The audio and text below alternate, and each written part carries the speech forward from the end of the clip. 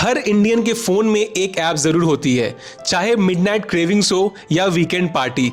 एक बटन दबाते ही खाना हमारे दरवाजे पर होता है।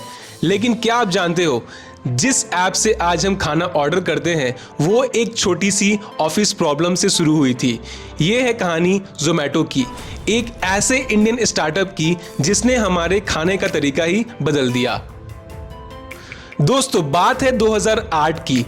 गुड़गांव के एक कॉर्पोरेट ऑफिस में दो इंजीनियर्स काम करते थे, दीपेंद्र गोयल और पंकज चड्ढा। हर दिन लंच टाइम पर उनके कलीग्स कैफेटेरिया के मेन्यू कार्ड्स ढूंढते रहते थे। कोई मेन्यू प्रिंट आउट मांग रहा है, कोई होटल्स का नंबर। दीपेंद्र ने सोचा, इतना टाइम वेस्ट हो रहा है, क्यों ना सारे मेन्यूज एक जगह अपलोड कर दूं।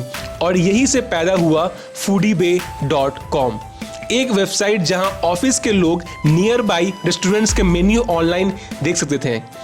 शुरू में बस ये एक हॉबी थी, लेकिन धीरे धीरे फूडीबे वायरल हो गया और कुछ ही महीनों में दिल्ली एनसीआर के 100 ऑफ रेस्टोरेंट उसके प्लेटफॉर्म पर आ गए।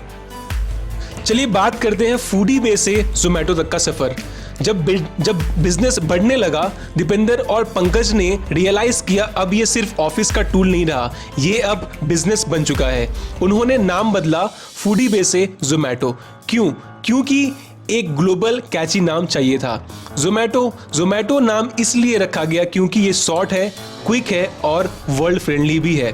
दरअसल बात यह है कि दीपेंद्र गोयल ने ये नाम टोमेटो से कॉपी किया, बस उन्होंने टी हटाकर जेड लगा दिया। 2010 तक ज़ोमैटो ने अपना पहला फंडिंग राउंड रेस कर लिया था फ्रॉम इन्फोएज, जो आज के दिन में नौकरी.com के नाम से जाना जाता है, जिसके फाउंडर हैं संजीव बिखचंदानी। और यहां से शुरू हुआ एक नया chapter, Zomato the food discovery platform. चलिए बात करते हैं दीपेंद्र गोयल किस तरह अपना बिजनेस रन करते हैं। पहले ज़ोमैटो सिर्फ मेन्यू और रेस्टोरेंट रेटिंग शो करते थे, लेकिन लोग पूछने लगे, रिव्यूज देख लिया, अब ऑर्डर कैसे करें। बस ये था टर्निंग पॉइंट। 2015 में ज़ोमैटो ने लॉन्च किया फूड डिलीवरी सर्विस। एक रिस्की मूव था क्योंकि स्विगी जैसा प्लेयर मार्केट में आ चुके थे, लेकिन ज़ोमैटो ने अपना डेटा और रेस्टोरेंट नेटवर्क के यूज़ करके अपना एम्पायर बिल्ड करना स्टार्ट किया। उन्होंने फोकस किया 3 चीज़ों पर, फास्ट डिलीवरी, क्वालिटी कंट्रोल और रेस्टोरेंट पार्टनरशिप पे। धीरे धीरे ज़ोमैटो ने पूरे इंडिया में नेटवर्क स्प्रेड कर दिया, मुंबई, दिल्ली, बैंगलोर, कोलकाता, चेन्नई और बाकी जगहों पर। चलिए बात करते हैं ज़ोमैटो किस तरह अपना ब्रांडिंग करते हैं और कस्टमर से कनेक्शन जोड़ते रहते हैं। ज़ोमैटो सिर्फ एक फूड ऐप नहीं है, ये एक इमोशन बन गया है।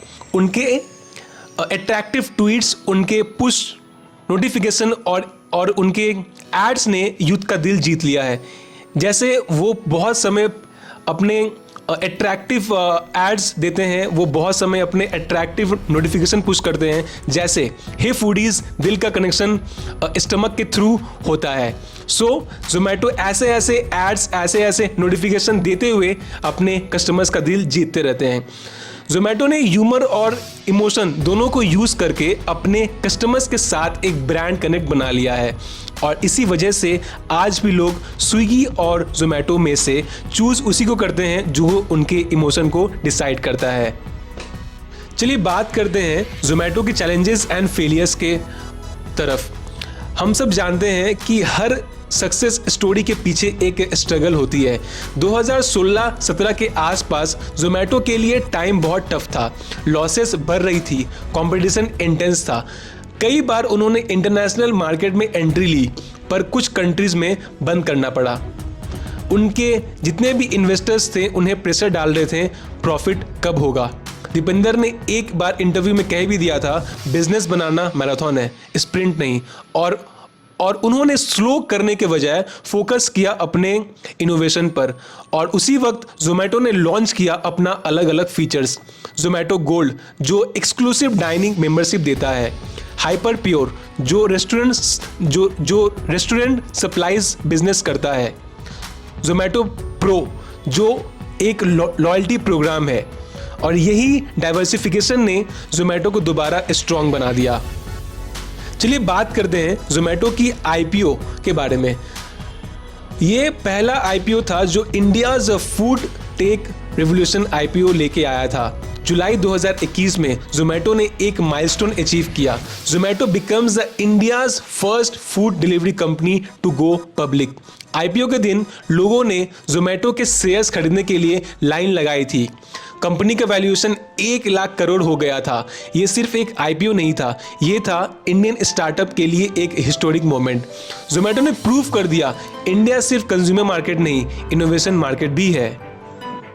चलिए बात करते हैं उस शख्स के बारे में जिन्होंने इतना बड़ा अंपायर खड़ा किया, Deepinder Goyal, the man behind Zomato.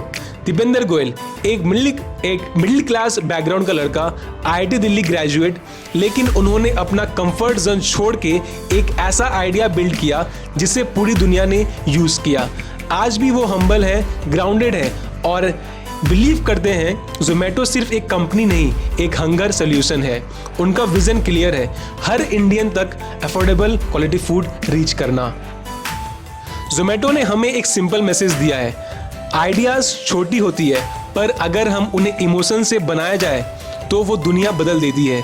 एक मेन्यू कार्ड से शुरू हुआ स्टार्टअप आज बन गया एक ग्लोबल फूड टेक लीडर।